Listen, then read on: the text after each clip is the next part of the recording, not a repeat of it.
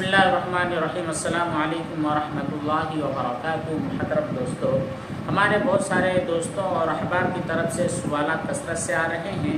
بہت سارے لوگوں کے جوابات تو ان کو آن دا اسپاٹ دیے جاتے ہیں اور کچھ سوالات باقی رہتے ہیں جن کو ہم ویڈیوز کی شکل میں بیان کرتے ہیں۔ خیر، سب سے پہلا سوال ہمارے نزدیک آیا ہوا ہے۔ ایک صاحب ہے، یوزر جو بھی ہے اپنا نام وہ نہیں بتلاتے ہیں، کہتے یہ ہے کہ اگر واشنگ مشین میں صرف گندے کپڑے ہیں، واشنگ مشین میں صرف گندے کپڑے ہیں لیکن ناپاک نہیں ہے اور وہ پانی بہت زیادہ گندا ہو تو کیا اس پانی کے زمین پر گرنے کی وجہ سے زمین ناپاک ہو جائے گی؟ جی بالکل نہیں۔ آپ نے تو خود کہا ہے کہ وہ جو کپڑے جن کو ہم نے واشنگ مشین میں دھویا ہے یہ صرف گندے ہیں، یعنی میلے کچیلے ہیں، نجس اور ناپاک نہیں ہے۔ تو گندا پانی چاہے جتنا ادھر ادھر بہہ جائے، چاہے جہاں پر لگ جائے، تو نجاست اور ناپاکی کو حکم نہیں دیا جائے گا۔ البتہ صفائی اور طہارت کا تقاضا یہ ہوتا ہے کہ وہ جو گندی چیز، مطلب میلی کچیلی چیز بھی اگر آپ کے بدن پر لگ جاتی ہے، آپ کے کپڑے پر لگ جاتی ہے، تو اس کو کلیننگ کے حساب سے صاف کر دیا کریں، ورنہ نجاست کا کوئی حکم وہاں پر نہیں دیا جاتا ہے۔ زمین بھی ناپاک نہیں ہوتی ہے۔ ایک صاحب کا کہنا یہ ہے کہ میں ایسا سوچتی ہوں، پتہ نہیں میرے گھر کے جو لوگ ہیں ان کے کپڑے یا پھر انڈرویئر ناپاک ہیں اور امی نے انہیں واشنگ مشین میں ڈال دیا ہے تو سارے کپڑے ناپاک ہو جائیں گے۔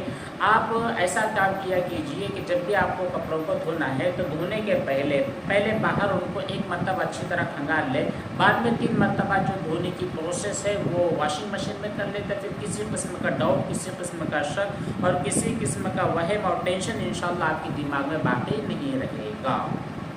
ویسے بھی اگر آپ پاک اور ناپاک دونوں کپڑے ایک ساتھ واشنگ میں دھو لیتے ہیں اور جو 3 مرتبہ دھونے کا باقاعدہ پروسیس ہوتا ہے، اس طریقے کو اگر آپ عمل میں لاتے ہیں تو انشاءاللہ آپ کے کپڑے پاک ہو ہی جائیں گے۔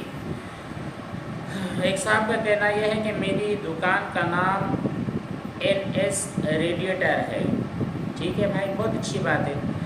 آپ اپنی دکان کا یا پھر کسی بھی کاروبار کا، آپ کے فیکٹری کا یا پھر کسی بھی بزنس کا اسٹارٹ کرنا چاہتے ہیں تو ان کا نیم ہوتا ہے، ان کا ایک برانڈ ہوتا ہے جس کی وجہ سے وہ کام پہچانا جاتا ہے۔ تو بالکل نام کچھ بھی رکھ سکتے ہیں آپ، XYZ جو بھی آپ کے ذہن میں آتا ہے رکھ سکتے ہیں، لیکن شرط یہاں پر یہ ہے کہ آپ اپنی دکان کا، کاروبار کا، کارخانوں کا ایسا نام رکھیں جو بالکل شارٹ میں ہو، بالکل ایزی ٹو ریمائنڈ ہو اور آپ کے ذہن کے اندر ہمیشہ تازہ رہ سکتا ہو اور آپ کا نام آپ کی کمپنی کے کاروبار کو عیاں کرتا ہو، ظاہر کرتا ہو، اس طرح کے نام ہونے چاہیے۔ باقی ایسا کچھ خاص مسئلہ نہیں ہے۔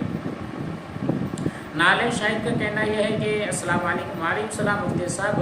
فاطمہ، اچھا نالے آپ کی ID ہے لیکن آپ کا نام فاطمہ ہے۔ ٹھیک ہے، فاطمہ کہتی یہ ہے کہ تھینکس ویری نائس، آپ کا شکریہ، آپ نے ہم سب OCD پیشنٹ کو ٹائم دیا۔ ٹھیک ہے، ماشاءاللہ بہت اچھی چیز ہے۔ اللہ تعالیٰ آپ کو دنیا اور آخرت کی کامیابی اور دنیا آخرت کا سکون نصیب فرمائیں۔ اگلا ایک سوال ہے بنت جابر کی طرف سے۔ ایکچولی ان کے 2 سوالات ہیں۔ پہلا سوال ان کا یہ، سلام پیش کرتی ہیں۔ وعلیکم السلام۔ میں پاکستان بوکارا سے ہوں۔ ٹھیک ہے مفتی صاحب، مجھے یہ پوچھنا ہے کہ ہمارے گھر میں جانور ہے اور اس لیے گوبر وغیرہ بھی بہت زیادہ ہوا پر ہوتے ہیں جو کہ جوتوں پر لگ جاتے ہیں۔ میں ہر وقت کیسے بچوں کو گیلے پاؤں جوتے وغیرہ دھو پاؤں گی؟ میں OCD کی مریضہ ہوں، اس لیے ہر وقت کمرے میں رہتی ہوں، باہر سے کوئی نجاست وغیرہ گھر پر نہ آ جائے، یہ آپ کو ڈر رہتا ہے۔ ٹھیک ہے، دیکھیے بنت جابر، یہ تو ہمارے کام ہے، زندگی کے مصروفیات ہے، یہ زندگی کے معمولات ہیں، یہ تو ہو کر رہیں گے۔ ایسا تو نہیں کر سکتے ہیں کہ نجاست اور ناپاکی سے بچنے کے لیے وہ چیز جہاں پر نجاست وغیرہ آ رہی ہے اسی کو بالکل ختم کر دیا جائے، یہ پاسبل نہیں ہے۔ جیسے جانور وغیرہ ہر ایک انسان کے گھر میں ہوتے ہیں، بعض لوگوں کی تجارت بھی ہوتی ہے، بعض لوگ صرف شوقیہ طور پر پالتے ہیں، تو شوقیہ طور پر پالنے والوں کا تو کوئی مسئلہ نہیں ہے، 2-4 ہوتے ہیں، لیکن جن لوگوں کا باقاعدہ بزنس اور کاروبار ہوتا ہے ان کا گھر اسی سے چلتا ہے، تو پھر ان لوگوں کے لیے بڑی مصیبت اور بڑی تکلیف ہو جائے گی. جیسے آپ کے یہاں پر بھی، آپ کے یہاں پر بہت سارے جانور ہیں، ان کو پالنا بھی ہے، ان کی دیکھ ریکھ کرنا ہے، ان کی نجاست اور گندگی جو زمین پر بکھر جاتی ہے اس کو صاف کرنا ہے. یہ سب آپ کی ضروریات ہیں، یہ زندگی کے معمول، اس کو تو کرنا ہی پڑے گا، چھوڑ نہیں سکتے ہیں. اگر آپ چھوڑ دو گے تو پھر بھوکے پیسے مر جائیں گے. یہ اسباب میں سے اللہ تعالیٰ نے بنائے ہوئے ہیں. تو دیکھیے، آپ اگر OCD کی مریضہ ہیں تو صرف اس وجہ سے اگر آپ اپنے آپ کو کمرے میں بند کر لیتی ہیں تو یہ سخت آپ کے لیے تکلیف کا باعث اور تکلیف کا ذریعہ ہوگا. اس لیے آپ چھوڑ دیجیے، ٹھیک ہے. نجاست اور ناپاکی سے بچنے کے بہت سارے طریقے ہو سکتے ہیں. آپ کے یہاں پر جو جانور ہے، یہ ایسا تو نہیں ہے کہ آپ کا جو پورا آنگن ہے اس پورے آنگن میں جانور ہی جانور بکھرے ہوئے، ایسا نہیں ہے. جانوروں کی کوئی ایک مخصوص جگہ ہوگی. یہ آپ کا بہت بڑا گراؤنڈ ہے، اس گراؤنڈ کا 1/3 یا اس کا حصہ بنا لیا جائے، اس کو پیک کر دیا جائے، وہاں پر جانوروں کو رکھا جائے، وہاں پر صفائی وغیرہ کا اہتمام انتظام کیا جائے. باقی اور تمام جگہیں آپ کے لیے کھلی ہوئی ہیں، آپ کے بچوں کو کھیلنے کے لیے کھلی ہوئی ہے، وہاں پر جا سکتے ہیں، وہاں پر بچے لوگ کھیل سکتے ہیں.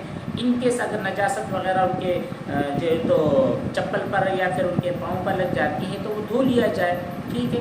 اس کو بہت بڑا ایشو بنا لینا یہ عقل مندی کی بات نہیں ہے. اور ویسے بھی یہ جو جانور ہے جن کو آپ پال رہے ہیں، بیل ہے، گائے ہے، یا پھر بھینس ہے، یا پھر بکرے دمبے وغیرہ ہیں، تو ان کی جو نجاست ہوتی ہے یہ نجاست حقیقیہ ہے. البتہ وہ جو نجاست ہوتی ہے اس کے کپڑے اور بدن پر لگنے کی وجہ سے تھوڑی سی خفت بھی ہے. مطلب یہ ہے کہ 1 درہم کا یہاں پر حکم نہیں چلے گا، یہاں پر 1/4 کا معاملہ چلتا ہے. تو خیر، آپ اگر پریشانی کی شکار ہے تو ان پریشانیوں کی شکار سے بچنا آپ کے لیے انتہائی ضروری ہے. آپ کوئی بھی سبب اختیار کیجئے کہ آپ کے کپڑے وغیرہ ملوث نہ ہو، آپ کے بچے وہاں پر گندے نہ ہو، اس طرح کا کوئی کام آپ کیجئے. لیکن اس بیماری کو لے کر بیٹھ جانا اور اسی کے بارے میں رات دن سوچنا یہ عقل مندی کی بات نہیں ہو سکتی ہے. ناپاک کپڑے اور پاک کپڑے ایک ہی ساتھ واشنگ مشین میں دھل دیے جاتے ہیں. پھر سارے کپڑوں کو ایک پانی سے پھر دوسری مرتبہ پھر تیسری مرتبہ دھل دیا جاتا ہے تو تمام کپڑے پاک ہو جائیں. بالکل پاک ہو جائیں گے بھائی. اگر آپ کو ڈر لگتا ہے نا تو پہلے کام کیجئے کہ پہلے نجس کپڑوں کو اچھی طرح دھو لیجئے. اگر ایسا آپ نہیں کر سکتے ہیں تو پھر دونوں کو اگر آپ ایک ساتھ دھو رہے ہیں تو 3 مرتبہ دھونے کے بعد میں آپ کے کپڑے 100% پاک ہو جاتے ہیں. آپ بالکل کر سکتے ہیں، ٹینشن والی بات نہیں ہے. شارب شیخ سلام پیش کرتے ہیں، وعلیکم السلام. ان کا کہنا یہ ہے کہ بیاج کے پیسوں کو بیت الخلاء بنانے میں استعمال کر سکتے ہیں. یہ جو سودی پیسہ ہوتا ہے جس کو آپ بیاج بھی کہتے ہیں، تو یہ پیسہ آپ کو بہت ساری طریقے سے حاصل ہوتا ہے. ایک طریقہ وہاں پر آپ کو بینک انٹرسٹ سے ملتا ہے. بینک میں آپ کی رقم ہوتی ہے، اگر آپ کا کرنٹ اکاؤنٹ نہیں ہے، آپ نے سیونگ اکاؤنٹ کھلوا لیا ہے تو وہاں پر آپ کو کچھ رقم انٹرسٹ کے طور پر ملتی ہے. تو وہ جو انٹرسٹ کی رقم ہوتی ہے یہ آپ اپنی ذات پر، چاہے کھانے میں ہو، پینے میں ہو، گھر کے ڈیکوریشن میں ہو، یا پھر استنجا خانے وغیرہ بنانے میں استعمال نہیں کر سکتے ہیں. اس رقم کے اوپر صرف غربا، فقراء، مساکین اور محتاج کا حق ہوتا ہے. ان لوگوں کو بنا ثواب کی نیت آپ وہ رقم دے دیں، اپنے کسی کام میں نہ لائے، چاہے وہ بیت الخلاء بنانا ہو، چاہے کچھ بھی کرنا ہو. اب اگلا سوال کیا ہے حافظ عبد الحفیظ صاحب نے. سلام پیش کرتے ہیں، وعلیکم السلام. ان کا کہنا ہے کہ مفتی صاحب الحمدللہ ہمارے یہاں پر حالات کو دیکھتے ہوئے روزانہ فجر کی نماز میں قنوت نازلہ پڑھنے کا اہتمام کیا جا رہا ہے. اب سوال آپ سے یہ کرنا ہے کہ یہاں پر آمین جو کہا جاتا ہے، آمین کس طرح کہیں؟ کیونکہ بہت سارے لوگ بلند آواز سے آمین کہتے ہیں، بہت سارے دل میں آہستہ سے کہتے ہیں. تو صحیح کیا ہے؟ حافظ صاحب دیکھیے، جب قنوت نازلہ پڑھی جا رہی ہو اور جو مقتدی حضرات ہیں ان کے لیے ضروری ہے کہ اپنے دل میں وہ آمین کہے. اپنے زبان سے اور بلند آواز کے ساتھ آمین نہیں کہا جائے گا احناف کے نزدیک، ٹھیک ہے. حسین بھائی نے بھی سلام پیش کیا، وعلیکم السلام. ان کا کہنا یہ ہے کہ مفتی صاحب مجھ کو ایک ڈاؤٹ ہمیشہ رہتا ہے کہ استنجا کرنے کے بعد ہمارا جو وہ پیشاب کرنے کا مقام ہے، پورے مقام کو دھونا ضروری ہے یا صرف اس سوراخ کو یا اتنی جگہ کو دھو لینا کافی ہو جائے گا جہاں سے پیشاب نکلتا ہے؟ صرف اتنی جگہ جہاں سے پیشاب خارج ہوتی ہے، صرف اتنے حصے کو دھونا ہے، پورے عضو تناسل کو دھونے کی بالکل ضرورت نہیں ہے. اگلا ایک سوال ہے، سلام پیش کیا گیا، وعلیکم السلام. یہ کہتے ہیں کہ میرا نام زبیر علی ہے، ٹھیک ٹھیک ہے بھائی، مجھ کو ہماری وائف کی طرف سے یہ سوال کرنا ہے کہ وہ اگر نجاست کی حالت میں ہوتی ہے، جس کو ہم منتھلی کورس کہتے ہیں، تو ایسی حالت میں وہ سورہ فاتحہ اور سورہ اخلاص پڑھ سکتی ہے یا نہیں؟ دیکھیے زبیر علی صاحب، عورت جس وقت نجاست اور ناپاکی کی حالت میں ہوتی ہے، جس کو ہم یہ کہتے ہیں حیض کہتے ہیں، نفاس کہتے ہیں، نجاست انسی جو ماہانہ جو ان کا کورس ہوتا ہے، اس حالت میں جب ہوتی ہیں تو ایسی نجاست اور ناپاکی کی حالت میں اس کو نماز پڑھنا منع ہے، قرآن کریم کی تلاوت ازروئے تلاوت کرنا منع ہے، لیکن اگر وہ ذکر کے طور پر سورہ فاتحہ پڑھنا چاہتی ہے، ذکر کے طور پر سورہ اخلاص پڑھنا چاہتی ہے، ذکر کے طور پر آیت الکرسی پڑھنا چاہتی ہے، اسی طرح ذکر کے طور پر قل اعوذ برب الفلق اور قل اعوذ برب الناس پڑھنا چاہتی ہے، تو اس کی شریعت میں اس کی اجازت ہے، کیونکہ ذکر معمولات ہوتے ہیں لوگوں کے کہ جس وقت سورج غروب ہو جاتا ہے تو وہ سورہ اخلاص پڑھتے ہیں، آیت الکرسی پڑھتے ہیں، اپنے بچوں پر دم کرتے ہیں، اسی طرح سونے کے پہلے وہ معوذتین پڑھتے ہیں، اسی طرح نیند سے بیدار ہونے کے بعد آیت الکرسی پڑھتے ہیں، تو یہ جو معمولات ہوتے ہیں، جو بہت ساری دعائیں بھی ہوتی ہیں، بہت سارے قرآن کریم کی مخصوص آیتیں بھی ہوتی ہے، تو ازروئے ذکر پڑھنے کی بالکل اجازت ہے، تو اس میں شرعی طور پر کوئی ٹینشن کی بات نہیں ہے۔ اب اس کے بعد میں ایک سوال کیا ہے ہمارے اسرائیل بھائی نے، اسرائیل علی بھائی سلام پیش کرتے ہیں۔ وعلیکم السلام۔ ان کا کہنا ہے کہ مفتی صاحب مجھ کو یہ پوچھنا ہے کہ سورہ توبہ کے شروع میں بسم اللہ الرحمن الرحیم کیوں نہیں پڑھی جاتی ہے؟ اسرائیل بھائی، سورہ توبہ قرآن کریم کی ایک سورت ہے جو سورہ انفال کے بعد میں ہے، اس کے شروع میں بسم اللہ آپ لکھے بھی نہیں پائیں گے، یعنی اگر آپ کے پاس باقاعدہ مصحف ہے قرآن کریم میں آپ دیکھو گے تو وہاں پر شروع میں بسم اللہ الرحمن الرحیم نہیں لکھی گئی ہے، جس طرح اور سورتوں کے شروع میں جیسے سورہ مزمل ہے اور سورہ یاسین ہے، سورہ طٰہٰ ہے، اور بھی جو دیگر سورتیں ان کے شروع میں بسم اللہ الرحمن الرحیم لکھا ہوا ہے، جبکہ سورہ توبہ کے شروع میں بسم اللہ الرحمن الرحیم نہیں لکھا ہوا ہے۔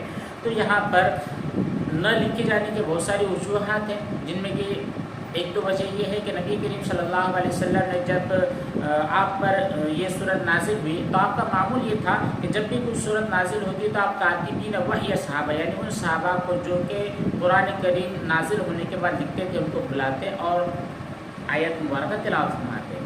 تو جس وقت آیت مبارکہ نازل ہوئی تو آپ صلی اللہ علیہ وسلم نے بسم اللہ الرحمن الرحیم کی تلاوت نہیں کی، اس لیے صحابہ نے بھی وہاں پر لکھا نہیں ہے۔ دوسری چیز یہ کہ سورہ توبہ کی جو شروع کی آیتیں ہیں، ان آیتوں کا تعلق اس کے پہلی والی جو سورت ہے سورہ انفال ان سے متعلق، یعنی ان سے میل جول بھی ہے، تو صحابہ کرام آپ صلی اللہ علیہ وسلم نے بتلایا نہیں کہ کس صورت میں کس مقام پر اس کو رکھنا ہے، تو صحابہ کرام نے تحریر کر دیا اور وہ سورہ انفال کے بعد والی ہیں، تو ان کا تعلق پچھلے والی سورت سے تھوڑا سا ملتا جلتا ہے۔ تو یہاں پر آپ کیا کرو گے؟ مسئلہ یہ ہے کہ آپ کو کیا کرنا ہے، سورت کے شروع میں بسم اللہ الرحمن الرحیم پڑھنی ہے یا نہیں پڑھنی۔ یہاں پر بعض ناواقف لوگ کیا کرتے ہیں کہ ابھی گھوم رہے تھے، پھر رہے تھے، اب اچانک ان کو قرآن کریم کی تلاوت کرنی ہے اور وہ تلاوت سورہ توبہ سے کرنی ہے، تو وہاں پر بھی بسم اللہ الرحمن الرحیم نہیں پڑھتے ہیں، تو ایسا نہیں کرنا ہے۔ اگر آپ پہلے سے قرآن کریم کی تلاوت کرتے آ رہے تھے اور درمیان میں سورہ توبہ آ گئی ہے، تو اب آپ کو بسم اللہ الرحمن الرحیم نہیں پڑھنا ہے، بلکہ سورہ انفال جیسے ختم ہوگی بغیر بسم اللہ کے سورہ توبہ پڑھتے ہوئے آپ آگے چلے جائیں۔ اور اگر آپ رکے بیٹا پاس نئے سرے سے آپ تلاوت کرنا چاہتے ہیں، تو یہاں پر قرآن کریم شروع کرنے سے پہلے تعوذ اور تسمیہ دونوں پڑھنا ہے، تو اب آپ کو سورہ توبہ کی شروع میں اعوذ باللہ بھی پڑھنا ہے، بسم اللہ پڑھنا ہے، اور اس کے بعد میں پھر آپ کو سورہ توبہ شروع کرنی ہے۔ تو ٹھیک ہے، اگر آپ پہلے سے پڑھتے چلے آ رہے ہیں تو یہاں پر بسم اللہ نہیں پڑھنی ہے، اور اگر بالکل شروع سے آپ تلاوت کر رہے ہیں، یعنی آپ اس کے پہلے کچھ نہیں کر رہے تھے، کھا رہے تھے، پی رہے تھے، کچھ دوسرا کام کر رہے تھے، اور ڈائریکٹلی آپ قرآن کریم کی تلاوت شروع کرتے ہیں، تو آپ کو سورہ توبہ کے شروع میں اعوذ باللہ اور بسم اللہ دونوں چیزیں پڑھنی ہیں۔ ٹھیک ہے، یہ ہے اس کا طریقہ اور بس اتنی باتیں تھیں، اس کے علاوہ اور بھی بہت سارے سوالات ہوں گے، تو انشاءاللہ وقت ملنے پر، موقع ملنے پر ان لوگوں کے سوالوں کے جوابات ضرور دیے جائیں گے۔ اللہ تبارک و تعالیٰ ہم سب کو عمل کی توفیق بخشے۔ والسلام علیکم ورحمۃ اللہ وبرکاتہ۔